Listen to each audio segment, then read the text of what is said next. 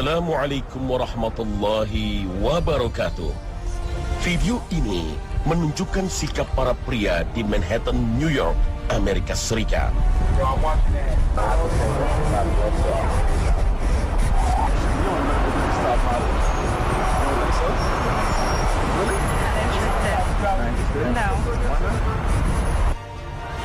Sekarang lihat, wanita yang sama dengan pakaian tertutup berjalan di lokasi yang sama.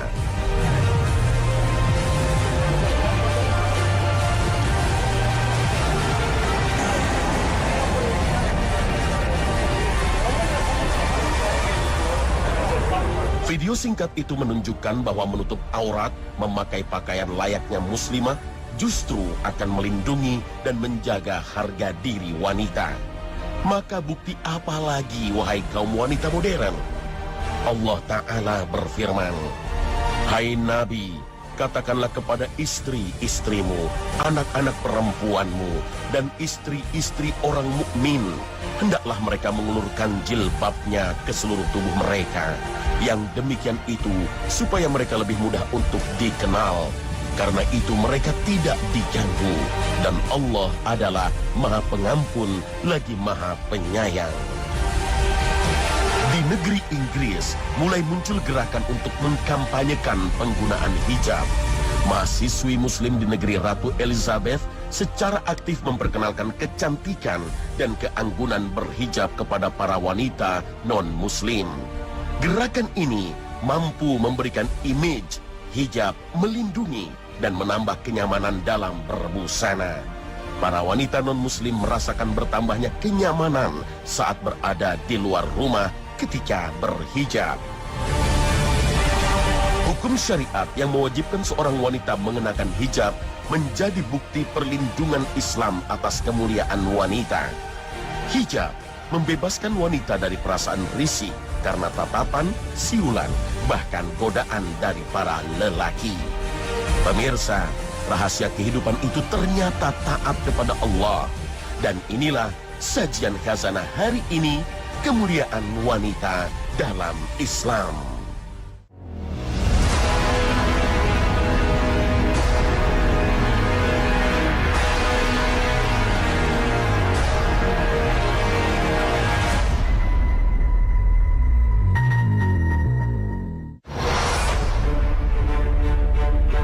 Selamat pagi pemirsa.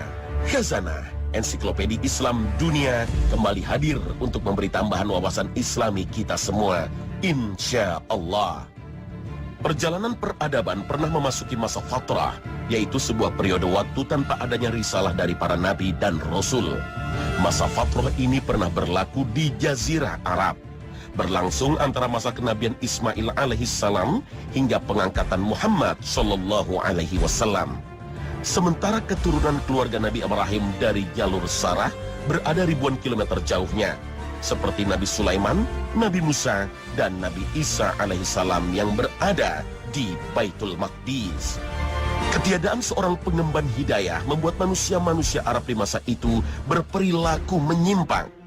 Masa ketiadaan petunjuk membuat bangsa Arab terjerembab dalam peradaban jahiliyah.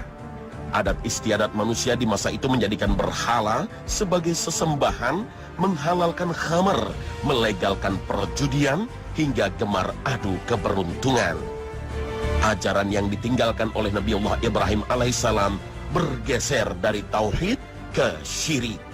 Patung-patung berhala meramaikan Ka'bah dan ikut disembah dalam musim haji saat itu. Astagfirullah.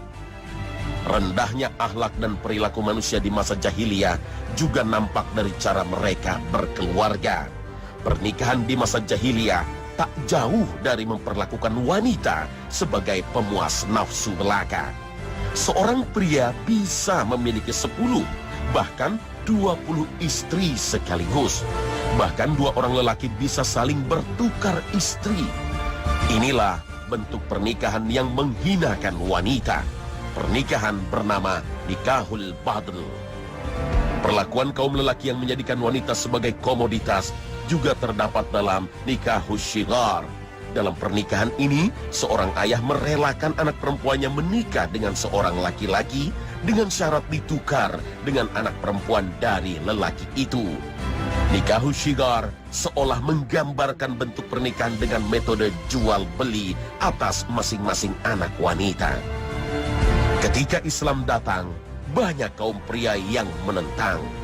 Budaya asli bangsa yang tidak sesuai harus disingkirkan. Tak heran jika banyak yang menentang dakwah Nabi Sallallahu Alaihi Wasallam. Padahal Islam membawa pernikahan dengan cinta dan ketenteraman, menjadikan kasih dan sayang manusia, laki-laki dan perempuan. وَمِنْ آيَاتِهِ أَنْ خَلَقَ لَكُم مِّنْ أَنفُسِكُمْ أَزْوَاجًا لِتَسْكُنُوا إِلَيْهَا وَجَعَلَ بَيْنَكُم مَّوَدَّةً وَرَحْمَةً إِنَّ فِي ذَلِكَ لَآيَاتٍ لِقَوْمٍ يَتَفَكَّرُونَ.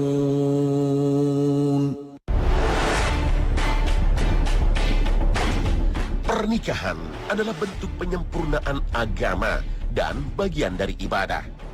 Jika seseorang menikah, maka ia telah menyempurnakan separuh agamanya. Karenanya bertakwalah kepada Allah pada separuh yang lainnya. Hadis riwayat Al-Baihaqi. Majelis Ulama Indonesia MUI telah menggariskan panduan kepada seluruh muslimah Indonesia akan kedudukannya dalam keluarga. Wanita dalam sebuah perkawinan, dia memiliki imam, memiliki pemimpin. Dalam Al-Quran ya, disebutkan ar-rijalu qawwamuna 'alan nisa. Laki-laki itu adalah pemimpin bagi kaum wanita, yaitu bagi istri-istri mereka.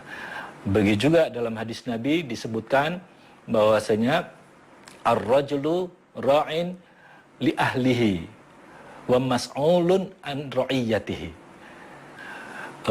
Suami itu merupakan pemimpin bagi keluarganya dan dia akan dimintai pertanggungjawaban kelak di hari kiamat. Nah, oleh karena itu istri ya, itu dia harus ikut makmum kepada imamnya, yaitu suaminya, dan dia memiliki hak-hak yang harus dipenuhi ya, dalam syariat Islam oleh suaminya. Seperti dalam hadis Nabi disebutkan ya, hak-hak itu. Yang pertama yaitu antut aimaha idza tu'imta. Ya, enggaklah kau beri istrimu itu makan ya, ketika engkau makan. Ya. Jadi di sini diperintahkan untuk menyediakan pangan ya.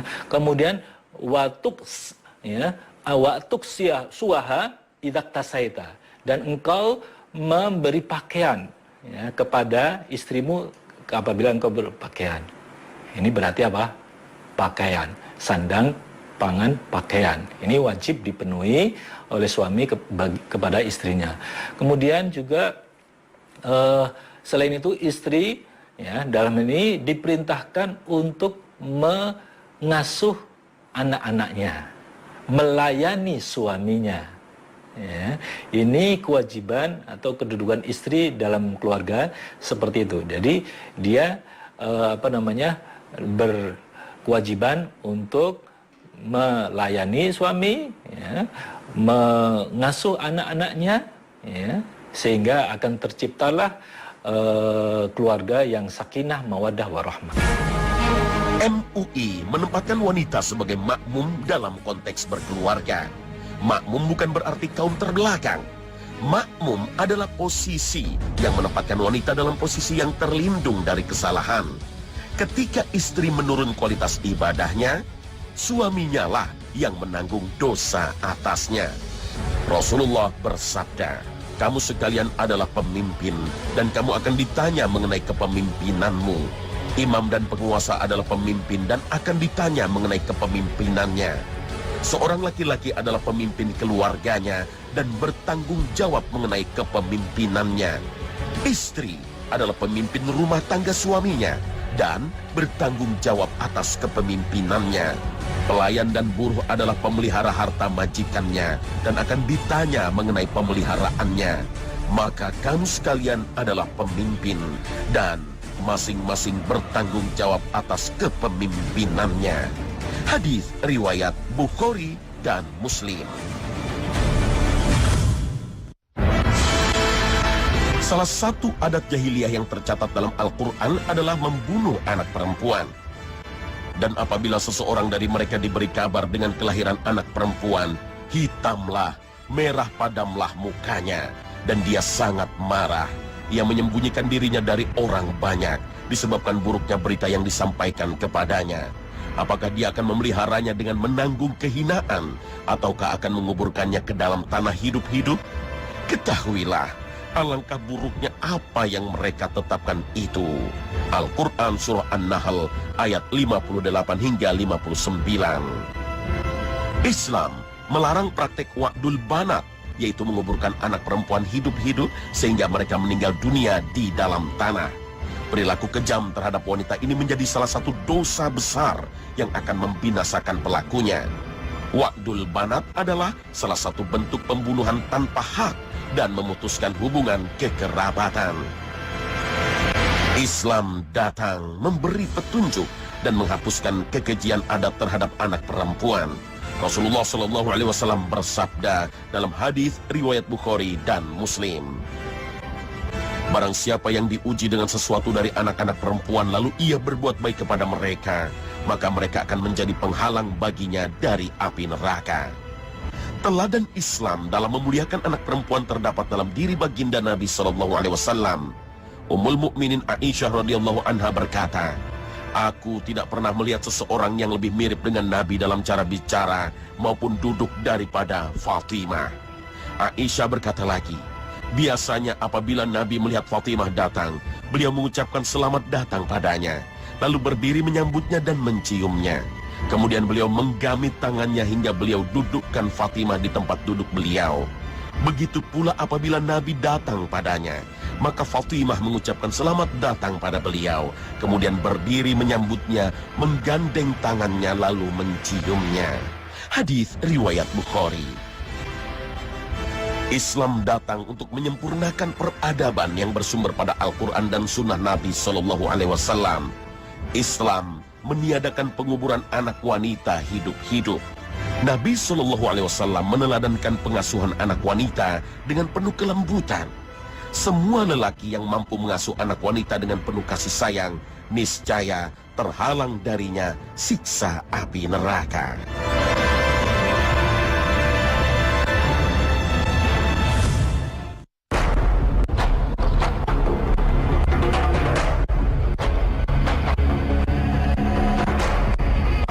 Wanita mulia ini bernama Sayyidatina Hajar. Kita juga mengenalnya dengan nama Siti Hajar. Ialah ibunda Nabi Ismail alaihissalam yang kelak akan melahirkan keturunan dan menjadi bangsa Arab.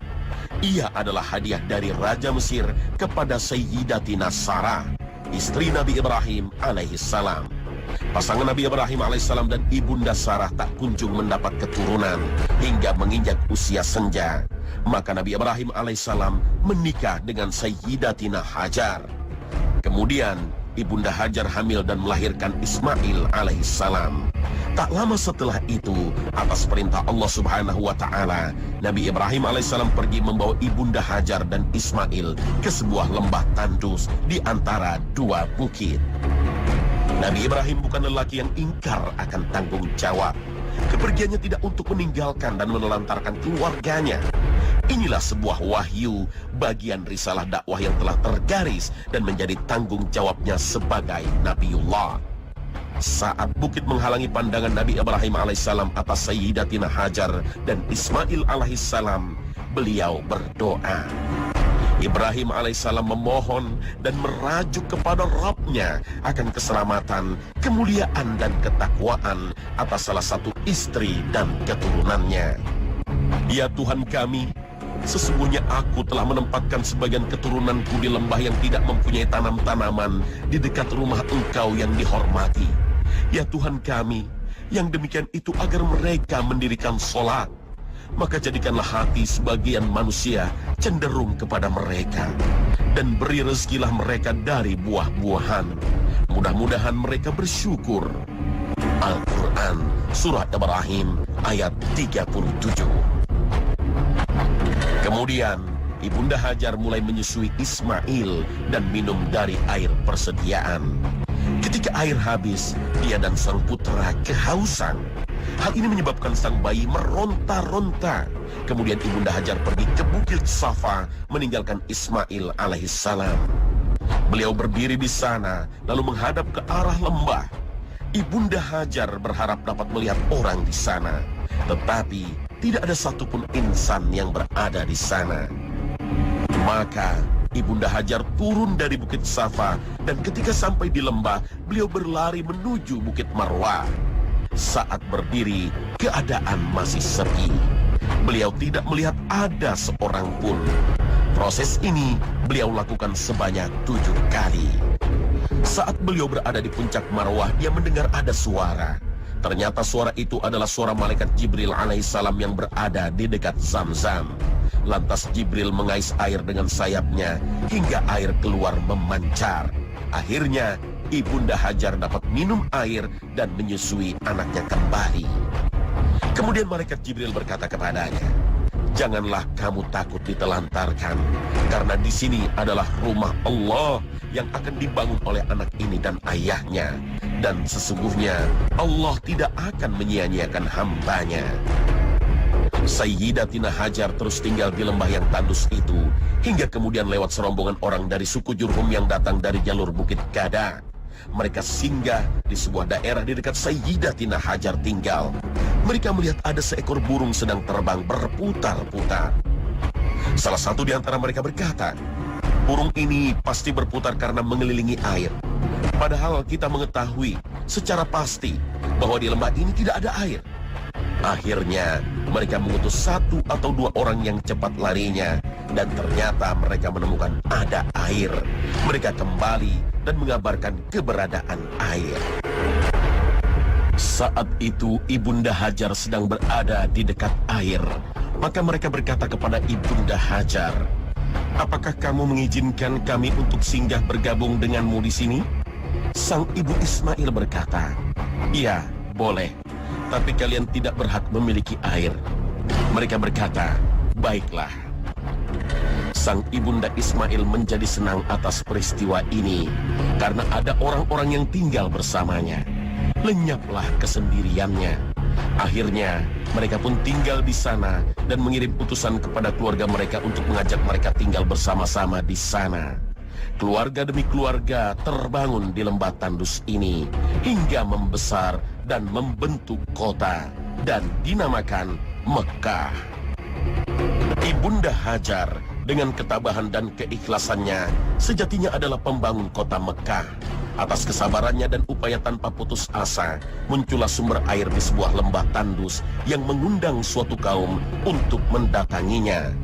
Kemandirian Ibunda Hajar mendidik sang putra hingga akhirnya membawa keluarganya menjadi rumah tangga pembangun kota suci Mekah.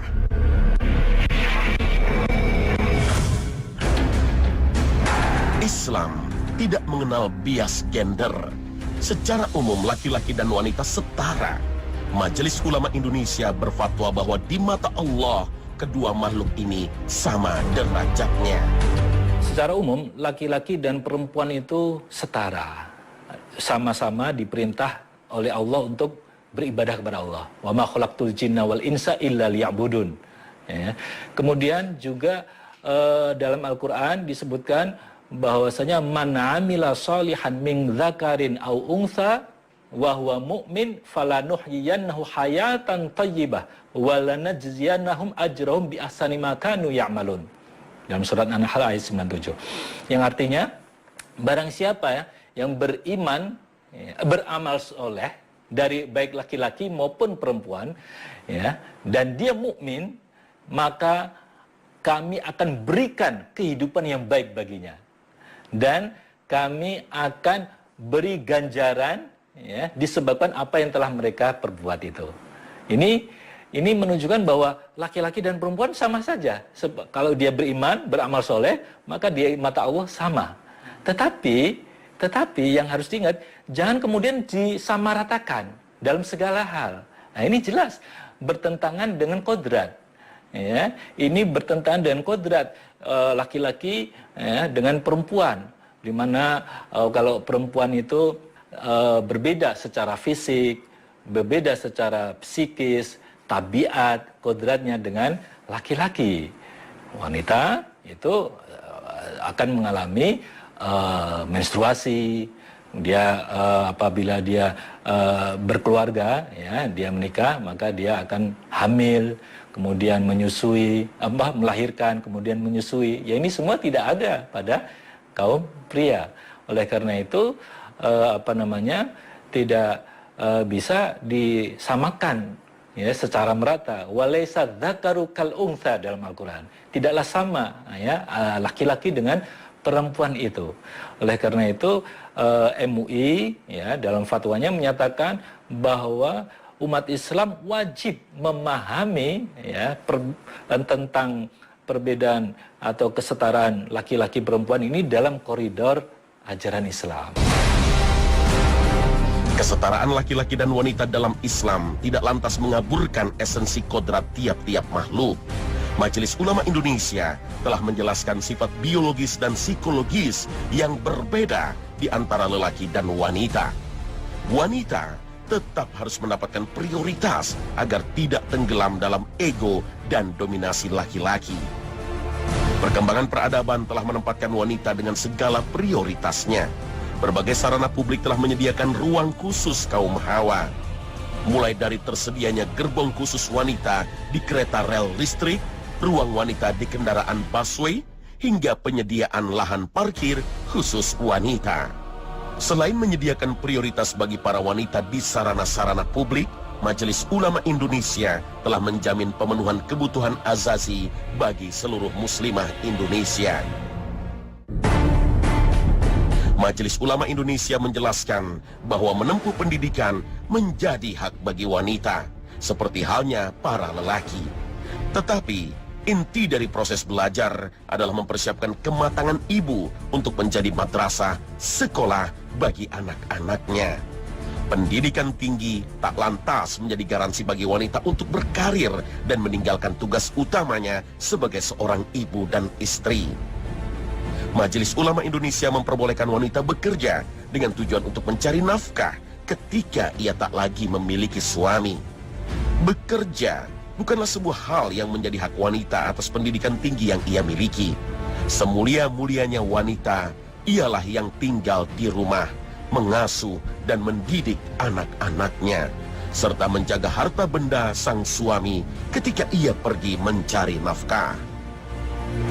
Lihatlah potret wanita yang dimuliakan oleh peradabannya. Seorang ratu niscaya lebih banyak tinggal di istana, bukannya pergi melanglang buana untuk berperang atau berdiplomasi. Andaikan ia pergi, pengawalan ketat akan senantiasa menjaga keselamatannya. Ketika Islam menganjurkan kepada wanita agar berdiam diri di rumah, bukan berarti ini pembatasan dan pengingkaran atas kapabilitas wanita dalam berkarir. Anjuran untuk berada di rumah menjadi cara Islam memuliakan dan menjaga wanita dari kerasnya dunia.